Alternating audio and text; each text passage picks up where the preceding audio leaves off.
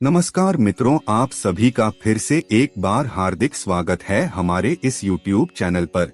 दोस्तों, धन प्राप्ति के लिए लोग कई तरह के उपाय करते हैं। उन उपायों से उनको काफी तरीके की सिद्धि प्राप्ति होती है। भारतीय तंत्र शास्त्र में धन को आकर्षित करने के लिए सबसे अच्छा उपाय बताया गया है। इन तंत्रों में कुछ पौधों का भी इस्तेमाल होता है, कुछ वृक्षों का भी इस्तेमाल होता है, जो आपकी मनोकामना पूरी करवा सकते हैं।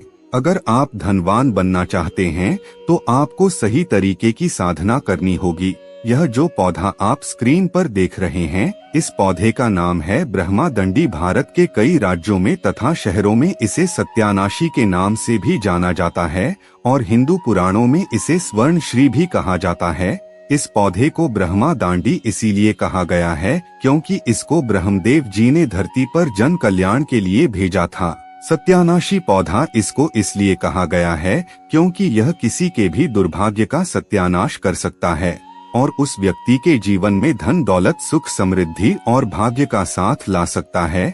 स्वर्ण श्री इसलिए कहा गया है क्योंकि इस पौधे का अगर आप सही तरीके से इस्तेमाल करते हैं तो आपके जीवन में कभी भी धन का आगमन बंद नहीं होगा। दोस्तों, एक बात को अच्छे से समझ लीजिएगा, इस पौधे को आपने कभी ना कभी कहीं ना कहीं अपने घर के आसपास जरूर देखा होगा और देखकर नजरअंदाज कर दिया होगा क्योंकि इसके पत्तों पर कांटे होते हैं और आपने यही सोचा होगा कि यह एक जंगली पौधा है।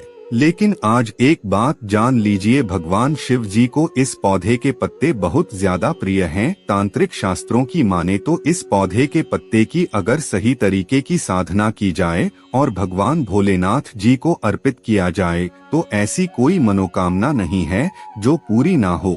दोस्तों, आपकी जानकारी के लिए बता दें, इस पौधे का साल में केवल 3 बार प्रयोग किया जा सकता है। इसलिए आप कॉपी पेन लेकर बैठिएगा क्योंकि जिन 3 दिनों के बारे में हम आपको बताने जा रहे हैं, उन 3 दिनों में अगर आपने इस पौधे का सही रूप से इस्तेमाल कर लिया तो यकीन मानिए आपके जीवन में कभी भी दुख दरिद्रता कष्ट परेशानी नहीं आएगा। जीवन में धन आना कभी भी बंद नहीं होगा। अगर आप बिजनेस व्यापार कर रहे हैं तो आपका व्यापार बहुत तेजी से दौड़ने लग जाएगा और आपके शत्रु जो आपको नुकसान पहुंचाना चाहते थे उनका विनाश हो जाएगा। और जिस दिन के बारे में हम बात कर रहे हैं वह दिन है रवि पुष्य नक्षत्र, गुरु पूर्णिमा और अमावस्या।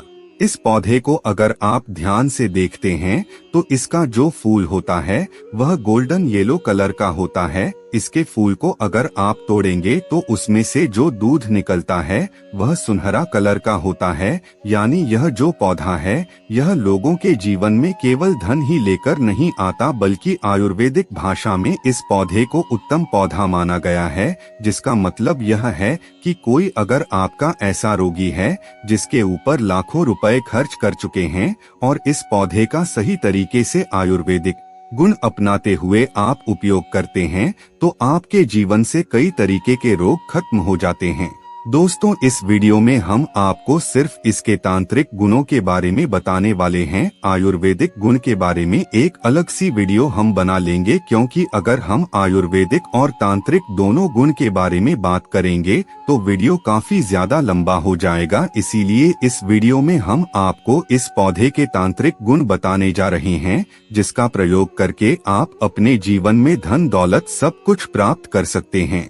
इसीलिए आप सभी से एक छोटा सा निवेदन करना चाहेंगे, अगर आप चैनल पर पहली बार आए हैं तो चैनल को सब्सक्राइब अवश्य कर लीजिए ताकि आपको रोजाना ऐसे ही ज्ञानवर्धक और महत्वपूर्ण जानकारियां मिलती रहे। साथ ही साथ कमेंट बॉक्स में अपनी राशि जरूर डाल दीजिए ताकि आपके राशि के अनुसार जो भी उपाय होगा उसे हम रिप्लाई के माध्यम से आपको बता देंगे। दोस्तों, ध्यान रखिएगा, इस पौधे का इस्तेमाल आपको बिल्कुल सही तरीके से करना होगा और साल में केवल 3 दिन आप इस पौधे का इस्तेमाल कर सकते हैं। दिक्कत की बात यही है कि यह पौधा हर जगह मिलता नहीं है। यह पौधा जंगल में या फिर सूखी जगह पर मिलता है। लेकिन आज के बाद अगर आपको यह पौधा दिखता है तो हो सके तो इसे जड़ से ही उखड़ करके इसे काला गमले में लेकर आ जाइए। अगर आप इस पौधे को काले गमले में अपने घर पर लेकर आते हैं तो यह माना जाता है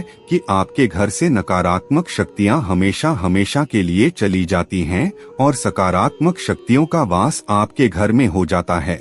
दोस्तों, अब जो क्रियाएं हम आपको बताने जा रहे हैं एक एक करके वह माता लक्ष्मी जी के लिए बताने जा रहे हैं, जिसको अपनाकर आपके जीवन में हमेशा धन आना शुरू हो जाएगा। और जो दूसरी क्रिया होगी वह भगवान शिव के लिए होगी, क्योंकि भगवान शिव का अगर आपको आशीर्वाद प्राप्त करना है तो इसके पत्तों का इस्तेमाल करना होगा। और तीसरी क्रिया होगी शनि देव महाराज जी के लिए, जिनकी कृपा अगर आपको मिल जाए तो आपका राहु केतु तो अच्छा हो जाएगा और कभी भी आपके ऊपर कष्ट नहीं आएगा।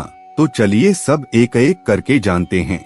दोस्तों, अब सबसे पहले इस पौधे का जो रवि पुष्य नक्षत्र के दिन इस्तेमाल करना है, इस पौधे को आप कहीं भी उगा हुआ देख लीजिए। रवि पुष्य नक्षत्र पर सूर्यास्त से पहले आपको इस पौधे का एक फूल तोड़ना है, फिर सूर्यास्त के बाद आपको इसका फूल लेना है। माता लक्ष्मी जी को एक घी का दीपक अर्पित करना है, यानी माता लक्ष्मी जी के कला चित्र के सामने आपको एक घी का दीपक जलाना है और इस फूल को अर्पित करना है। उसके बाद आपको माता लक्ष्मी जी के बीज मंत्र ओम श्रीम श्रीये नमः का जाप 1001 बार करना है। दोस्तों, 1001 नंबर जो होता है वह माता लक्ष्मी जी का सबसे प्रिय नंबर होता है।